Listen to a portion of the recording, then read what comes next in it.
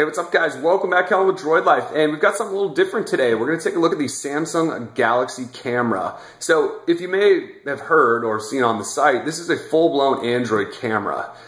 This is not one of those gimmicky little Android cameras. This is legit Jelly Bean Android 4.1 with Samsung's TouchWiz, controlled by a 4.8-inch Super LCD HD display, a 1.4 gigahertz quad-core processor, AT&T's HSPA Plus, and then a legitimate 16 megapixel shooter, not one of those crappy smartphone cameras. We're talking legitimate with an optical 21x zoom.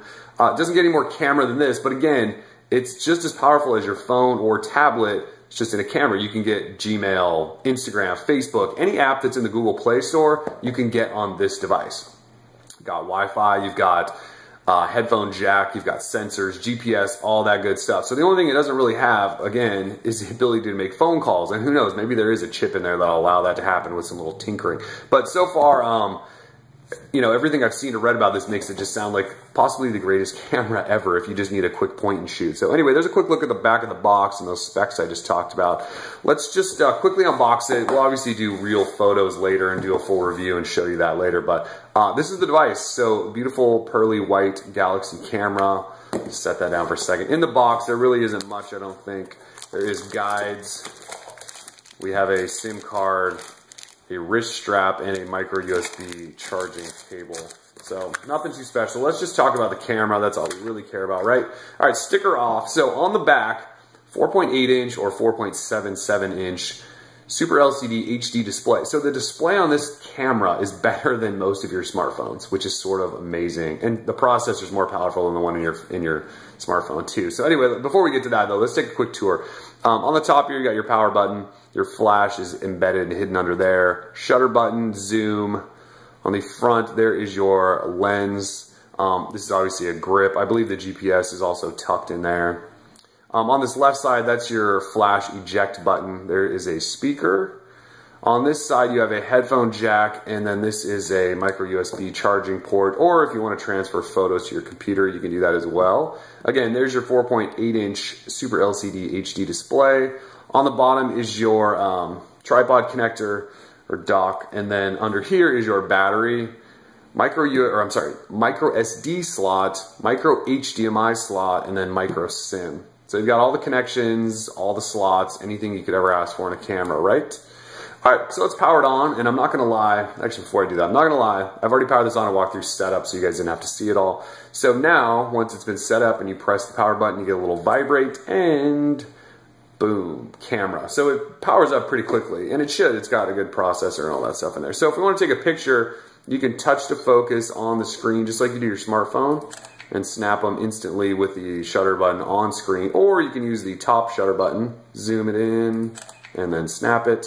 You can go into the video camera, and once you tap that, it just starts recording, I believe, 1080p video. You can snap photos while you're recording video. And then also Samsung's doing this cool thing where you can pause the video you're recording and come back to it later and hit record again. It just picks up right where you left off. Great for parties and stuff like that. Or you can just stop it and complete your video. Also in here though, if we flip this up, maybe I just touch it. There we go. So you can get to, you know, some filters, fun filters and all that stuff. There's actually quite a few in there. Oh yeah, definitely lots in there. So we'll go ahead and swipe that down. If we go into mode, you can see there's auto mode. If we go into smart modes, is that a bug?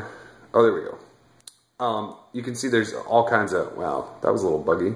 You can see there is all kinds of different ones. We got beauty phase, best shot, continuous shots, landscape, macro, action, rich tone, panoramas, waterfalls. I'm actually interested and they're excited to use light trace. Those always make beautiful photos. But I mean, obviously there's all kinds of different options in here, right? And then of course you also have manual settings for aperture and all that good stuff. And these are just options that can be adjusted on the fly. So very cool. They've actually given you quite a bit of stuff to work with here. Auto is probably what most of you will use. If you've taken pictures, to get to them, it's just this button I tap down here, and here we are in pictures. There's the video I took, pictures I took. I believe you can pinch to zoom. Oh yeah. So you can pinch to zoom on all this stuff.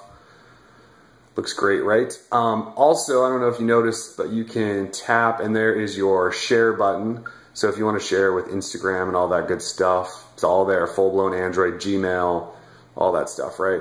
You can delete, you can also go in and edit photos while you're in here. Yep, there's a photo wizard. I'm not going to do that right now. Let's go back here. So we can get back to the camera. All right. From here though, actually this is where I wanted to go. Let me go back into the camera and show you how I did that. So once you're at the camera, and this is sort of where the magic happens. If we hit the home button up top, this takes you into the home screen, which is your full-blown Android 4.1 with TouchWiz. So home screens, I can flick between these, can pinch to zoom and add and change home screens and all that good stuff, just like you do on your normal smartphone. You'll notice something though, there isn't really a dock. If you go portrait, there is a dock down here, but I believe I tried to add stuff to it and it just wasn't feeling it. So I don't know what the issue is there, but basically they have a dedicated camera button or an apps button down there.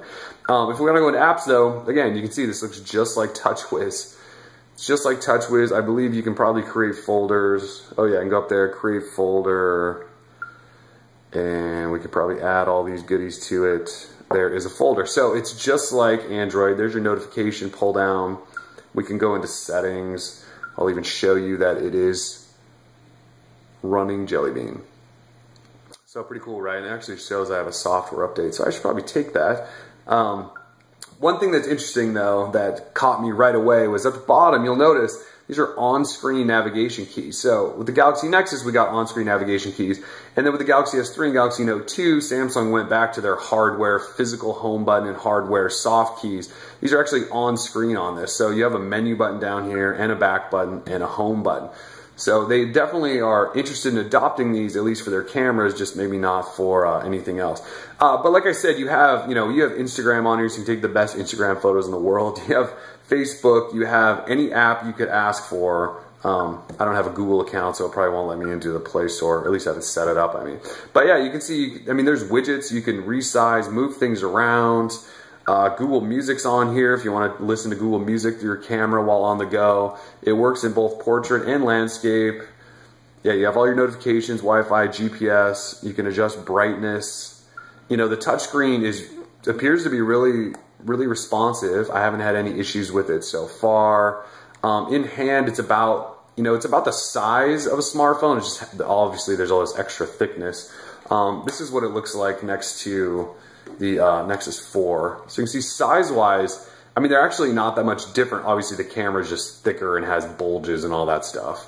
But they're actually sort of similar in size. So, yeah, so this is that was my wireless charger, apologize for that. So this is the Samsung Galaxy camera. Now we're gonna do a full review and take lots of hopefully beautiful pictures and all that good stuff and let you know if it's actually worthy of a camera. I believe it's $499 on contract. Actually, I don't know if there's a contract included, but I believe it's $499. So, it powers off just like an Android device. Oops.